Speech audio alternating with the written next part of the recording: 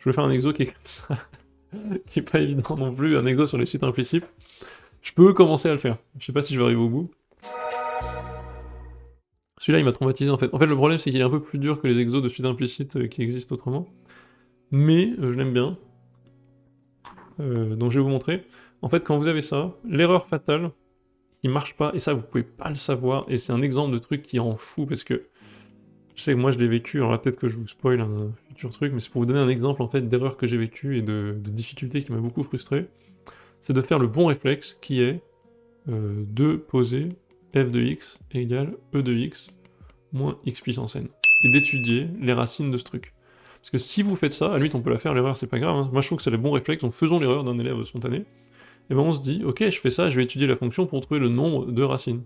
Enfin, je vais trouver les racines, je vais les étudier, donc je vais faire, bah attends, f' de x égale, donc c'est e de x moins n, x, n-1. Ah zut, c'est chiant. Et donc je vais devoir faire en fait f plein de dérivés, jusqu'à dériver nème, ouais, de x, qui va être égal à e de x moins n factoriel. Ça vous pouvez le voir, hein, parce que ça va faire n, n-1, x, n-2, etc., etc., et je vais arriver à ça. Donc je vais devoir faire une infinité de dérivés, et ça va être trop relou. Je vais devoir, enfin pas une infinité, mais n dérivés, ça va être très chiant pour remonter, ça va être très compliqué. Et moi, là, je trouvais que c'était une très bonne fois de faire ça, parce qu'on se dit, bah on me donne des trucs à chercher, on me donne ça, donc je pose la fonction, je suis un bon élève, j'ai retenu ma méthode, je suis en septembre-octobre, j'ai trop content d'avoir commencé à retenir des méthodes, je suis trop heureux, et là en fait ça marche pas, c'est chiant, c'est long. Et en fait l'astuce ici, c'est pour ça que des fois il faut se dire, bon je connais la méthode, et moi j'étais trop brimé, je me souviens encore, juste par le fait que il y avait un truc qui tuait tout, et c'était pas le truc que je connaissais. Le truc c'est plutôt d'écrire, en fait, donc là c'est un genre de truc auquel il faut être prêt à penser, e de x égale xn, équivalent à 1 égale x puissance n, e de moins x. On pose, f de x égale, et avec là ça va être beaucoup plus simple. X puissance n, e de moins x, moins 1. Hop, elle est dérivable, hein, f dérivable. Alors j'écris là je le fonce, donc j'écris très mal, c'est super.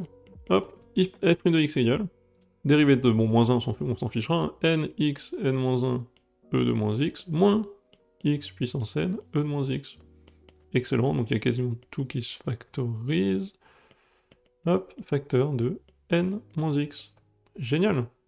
On est sur R+, hein, sur R+. Voilà, hop, prends pas la tête. Et là on est content. Ça, toujours positif ou nul. Et donc c'est très facile de faire un tableau avec une seule dérivée. Donc ça, je voulais un peu vous le montrer, parce que c'est pour vous dire, vous commencez à avoir des bons réflexes, et bam, il y a un exo qui arrive et qui peut un peu vous démonter et vous casser la confiance, avec une petite astuce que vous n'avez pas trouvée. Donc je voulais vous le montrer pour montrer un exemple de faire attention et toujours penser à peut-être avoir deux méthodes en tête. Savoir que des fois l'exponentielle, ça vaut peut-être mieux le coup de la mettre en produit pour faire une dérivation plus facile. Donc on est comme ça, plus, moins, ça monte, ça descend. f de 0 vaut, je sais pas combien elle vaut f de 0, moins 1, ok. f de, c'est quoi, plus l'infini. Bon ça c'est facile, hein, c'est x puissance n sur e de x, on connaît notre croissance comparée, ça tend vers 0. f de n vaut, le truc qui est en haut là, n puissance n sur e puissance n moins 1. Donc n sur e puissance n moins 1. En l'infini c'est quoi? Ah oui c'est moins 1, vous avez raison. Hop, c'est moins 1. Et c'est pour ça que c'était faux mon truc. Très bien, merci. C'est moins 1. Et donc si n égale... Donc là, intéressant. Si n égale 1 ou n égale 2, pas de solution. Pas de racine, parce que ce truc-là est négatif. Voilà. Pas de racine parce que ce truc-là est négatif. Et donc, à quoi ça correspond?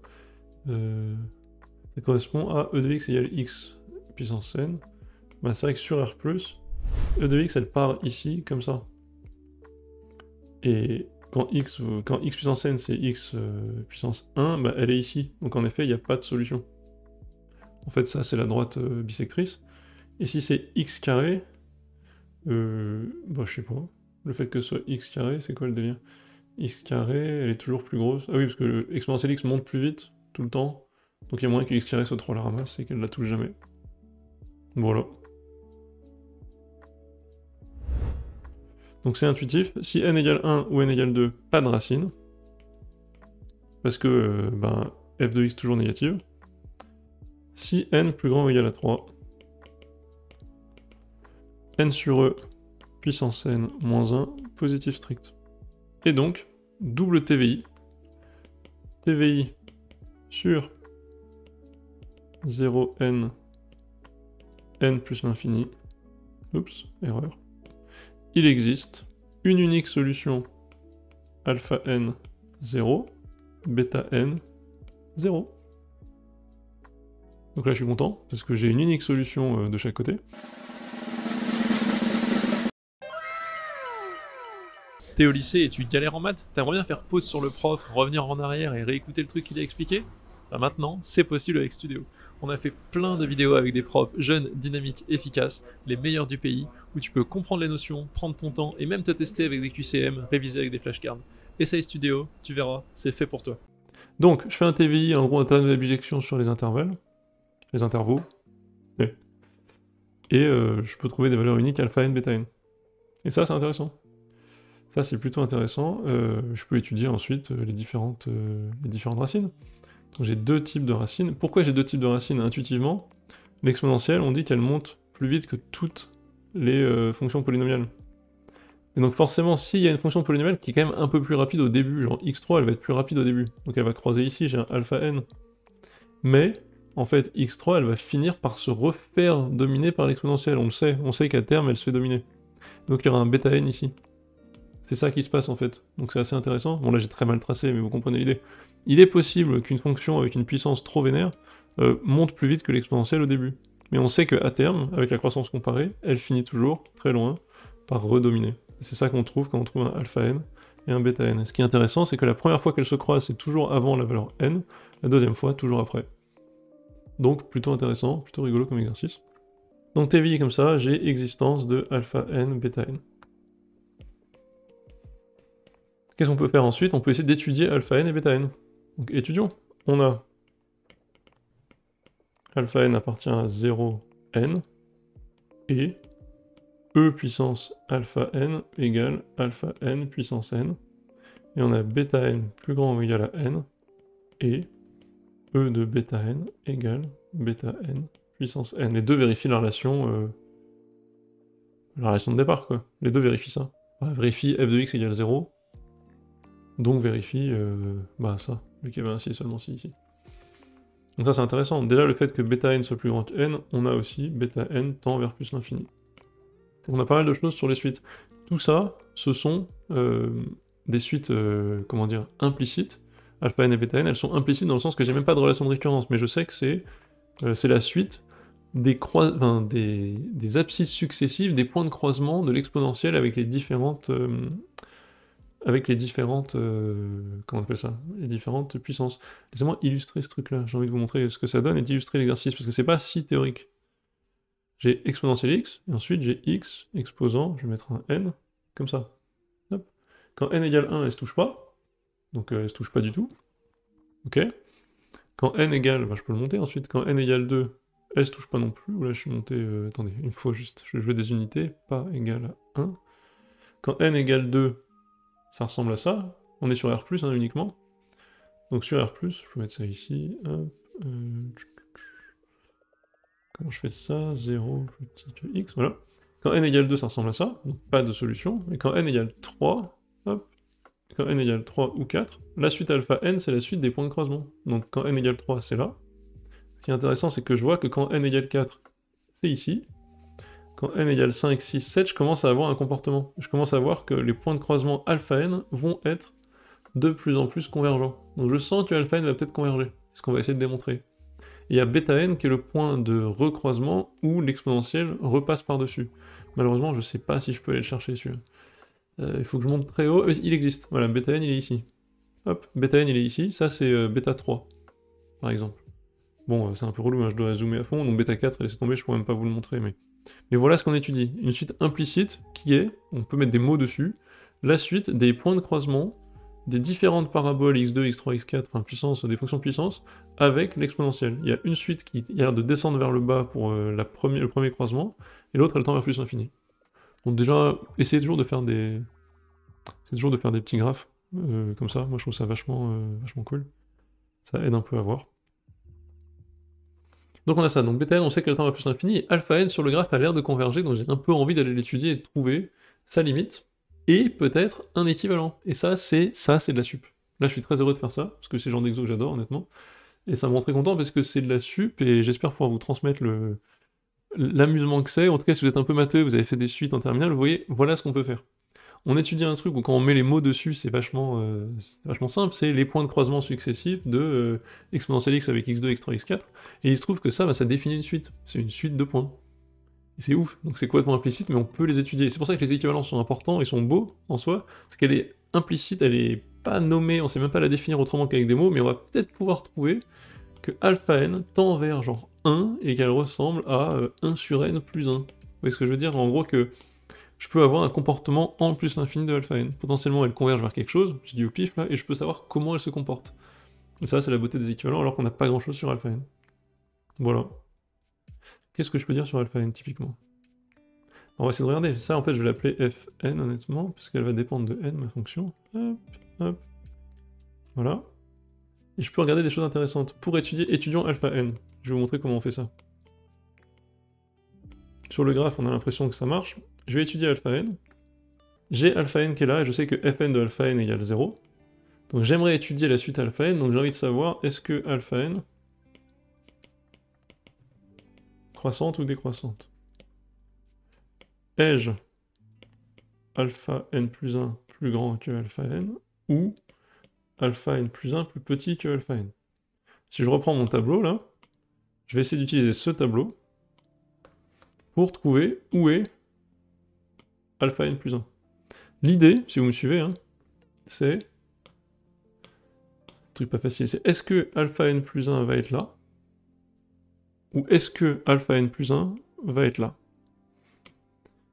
En fait, s'il est à gauche, bah, alpha n plus 1 est plus petit, s'il est à droite, alpha n plus 1 est plus grand. Et pourquoi je le mets à droite et à gauche? Parce qu'en fait, ici, c'est compliqué de savoir où ils sont. Et parce qu'en fait, si j'arrive à trouver que fn de alpha n plus 1 et fn ou fn, est plus grand ou plus petit que 0, vu que fn de alpha n est 0, je saurai alors s'il est avant ou après alpha n dû à la croissance de fn sur cet intervalle. Donc c'est comme ça, on se dit, je veux le comparer, où est-il? De quel côté? Donc il me faut, calculons pour ça, de manière indirecte, c'est toujours des trucs un peu indirects, fn de alpha n plus 1. Voilà, ça c'est le truc intelligent à faire. L'intuition c'est de se dire, je veux les comparer, savoir si elle est croissante ou décroissante, comment je fais pour savoir où est-ce qu'elle est. Et vous allez me dire, fn de alpha n plus 1 c'est relou, mais je vais aller chercher, moi ce que je connais c'est j'ai fn plus 1 de alpha n plus 1 qui par définition égale à 0. Donc ça c'est juste de moins alpha n plus 1 fois alpha n plus 1 puissance n moins 1. Ok. Moi j'ai ça. Et donc, sachant que je veux chercher absolument la valeur de fn d'alpha n plus 1, je veux savoir si c'est positif ou négatif, comme ça me dira si la suite est croissante ou décroissante. Et ben, je vais essayer de le calculer, sachant que j'ai cette inégalité-là. Regardez bien, c'est bien fn de alpha n plus 1, donc c'est toujours alpha n plus 1 qui est l'objet de la fonction, je remplace le x, mais ensuite la puissance ici va changer, parce que je parle pas de la même fonction. Donc là, tout de suite, je me rends compte que j'ai e de moins alpha n plus 1 fois alpha n plus 1 puissance n égale 1, et je divise sur alpha n plus 1 ici. Je fais exprès. Je reconnais avec ça que je peux écrire ça. Donc, je peux écrire fn de alpha n plus 1 égale, et je remplace tout ce truc, 1 sur alpha n plus 1 moins 1. Magnifique. Alors mon problème maintenant, ça va être, est-ce que alpha n est plus grande ou plus petite que 1? Zut. Alors j'arrive encore à un autre problème maintenant, mais voilà, j'ai ma relation ici.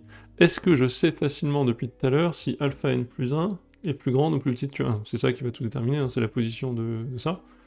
Est-ce qu'on le sait pour une raison ou une autre? Je sais pas. Bah oui, c'est pas très compliqué.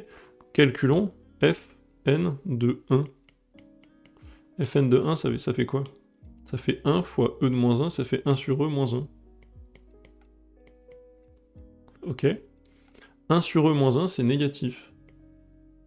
Ok. Donc, vu que c'est négatif, c'est ici. Donc j'ai alpha n toujours plus grand que 1. Yes!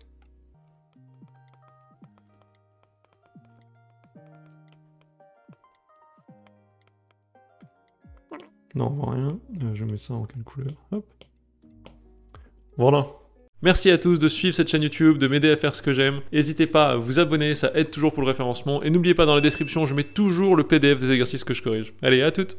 Vous voyez la logique. On a compris qu'on étudiait ces trucs-là. La suite de ces trucs-là, là. La suite de ces racines ici. Ok. J'ai trouvé... Je vais étudier celle-ci, l'autre elle part en plus infini, elle m'intéresse pas trop pour l'instant, je vais pas m'en occuper. J'ai trouvé que celle-ci, elle avait plein de propriétés, elle était entre 1 et n. Je me dis, est-elle croissante ou décroissante? Je vais donc, pour savoir si elle est croissante ou décroissante, vérifier que alpha n plus 1 est plus grande ou plus petite que alpha n. Et pour ça, je vais le faire de manière indirecte. De quelle manière indirecte? En fait, en allant vérifier que la valeur de fn de alpha n plus 1, donc celui d'après, est plus petite ou plus grande que 0. Et j'y arrive enfin. Or, alpha n est toujours plus grand que 1, donc ce truc est toujours négatif. Et négatif, c'est-à-dire fn de alpha n. Donc, alpha n plus 1, plus petit que alpha n. Alpha n décroît. Et là c'est cool, parce qu'on a quasiment fini notre analyse de alpha n. Oui, en gros, j'ai pris un peu de temps, quand on dit suite implicite, c'est vraiment des choses implicites, donc je n'ai qu'une définition via c'est la solution d'une équation très particulière, mais ça permet, justement il faut utiliser la fonction, etc., pour un peu tourner autour des définitions, pour aller chercher des infos. Et on peut quand même pêcher pas mal d'infos, et c'est ça qui va être la beauté justement de ce qu'on appelle l'analyse asymptotique, c'est comprendre ce qui se passe pour des choses définies de manière très floue, enfin en tout cas, pas floue, mais pas... comment dire, c'est pas computable, c'est-à-dire qu'on peut pas mettre comme ça, se dire à combien vaut alpha 1000. J'ai pas de suite récurrente pour me le dire, j'ai pas de définition explicite, mais je peux trouver des choses. J'ai trouvé que alpha n était entre 1 et n, si on fait un petit bilan. Hop, alpha n appartient à 1n. Voilà, en fait c'est les éléments, hein. Donc c'est alpha n appartient à 1n, alpha n décroît. Magnifique. J'en déduis. Qu'est-ce que j'en déduis? Elle converge. Elle est minorée et décroissante, elle converge. On a E de alpha n égale alpha n puissance n. Et donc, qu'est-ce qui se passe pour la limite? Là, c'est l'erreur qui tue de débutant. Je dis que je passe... Je vous fais le truc qu'il faut que beaucoup de gens ont en tête. C'est des fonctions continues. Je remplace donc, je dis donc que je vérifie E de L égale L puissance n. Et voilà, c'est très bien. Mais si j'écris, attention, E de L égale L puissance n, je vous pose la question, quel est le truc que j'ai fait tendre vers plus l'infini? Quand j'ai passé la limite, qu'est-ce qui a tendu vers plus l'infini? En fait, c'est n. Donc pourquoi j'ai du n ici? Ouh là là, vous écrivez ça en col ou en DS, là c'est 0 direct. Vous êtes dans le mal, parce que vous avez fait un truc beaucoup trop rapide. Vous avez fait tendre ce n vers plus l'infini, mais pas celui-là. Ah non, ça c'est pas bon. Ça marche pas. Ça c'est giga interdit, 80% des élèves de sup la font, cette erreur. Donc j'exagère, peut-être pas 80, j'ai pas de données, mais... Attention, je vais le laisser écrire. Surtout pas E de L égale L puissance n. Non! Parce qu'on a du n ici. Je peux pas faire ça. Donc voilà, je vous le montre pour vous montrer ce genre de petite erreur qui est très très facile à faire, et pourtant, ça arrive donc. Donc, qu'est-ce qu'on fait? On passe au log. Pourquoi? Car on a repéré une puissance chelou. Si vous êtes des gros fanas de ma chaîne YouTube, vous savez ce que c'est la puissance chelou. Une puissance bizarre qui dépend de la variable. On passe au log. J'utilise des fois ce truc, il y a une vidéo ou deux, j'ai dû utiliser le concept de puissance chelou. Égal, ding, j'ai réflexe dans ma tête, puissance chelou, je me prends pas la tête une seule seconde, je passe tout au log. Ce qui est bien, ça me fait alpha n égale n log de alpha n. Ça c'est cool. Bah donc je peux écrire log de alpha n égale alpha n sur n tend vers 0. Parce que alpha n tend vers une limite L. Ça j'ai le droit de faire. Un truc qui tend vers L divisé par n, ça tend vers 0. Donc, si log de alpha n tend vers 0, vu que le log est continu, il n'y a pas de problème, alpha n tend vers 1. C'est incroyable!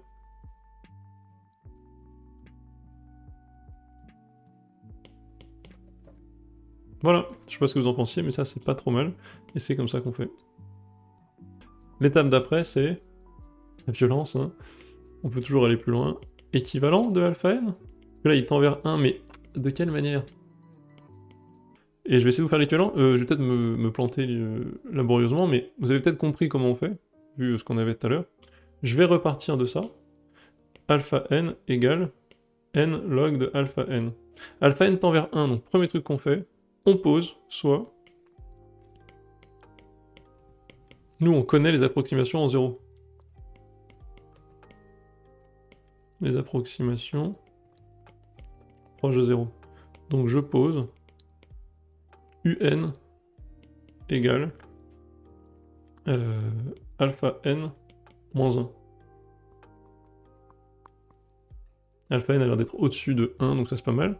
Et donc si je fais ça, ça va peut-être m'arranger pas mal. Est-ce que alpha n est au-dessus de 1? Oui, alpha n est au-dessus de 1. Donc j'obtiens un truc où j'ai un qui va tendre vers 0, et donc j'ai alpha n qui vaut 1 plus un.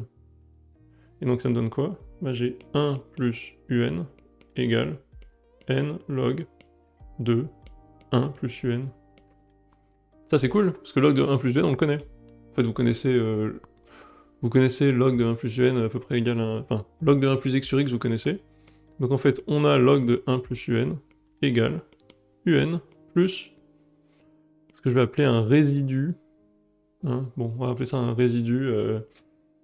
Un truc négligeable. Et là je vais être un peu dans l'abus parce que vous l'avez pas vu, donc je vous dis juste c'est à peu près un, c'est à peu près égal à... c'est log de 1 plus x à peu près égal à x. Et vu qu'on est proche, ça vous le connaissez, c'est l'approximation, on a log de 1 plus x qui est ici, sa tangente c'est 1 plus x. Quand on est proche de 0, les deux sont indiscernables à un reste près. C'est ça qu'on dit ici. Donc on a ce truc là, et donc je peux écrire, j'ai 1 plus un égale n fois un plus petit o de un. Ok.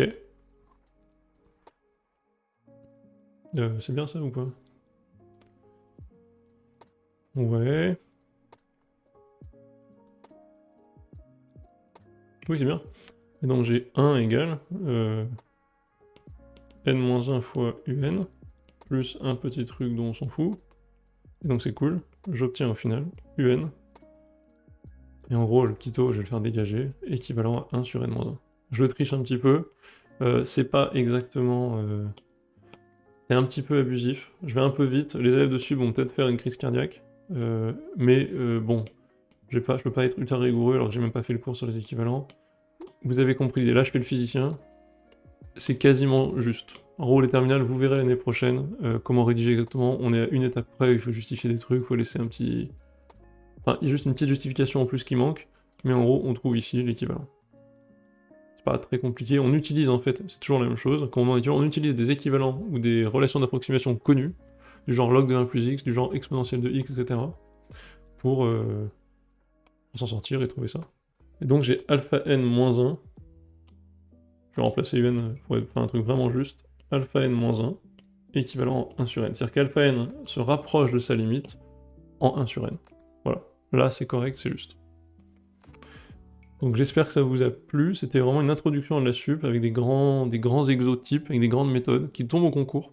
Le concours j'entends en centrale mine, hein, c'est du bon niveau quand même.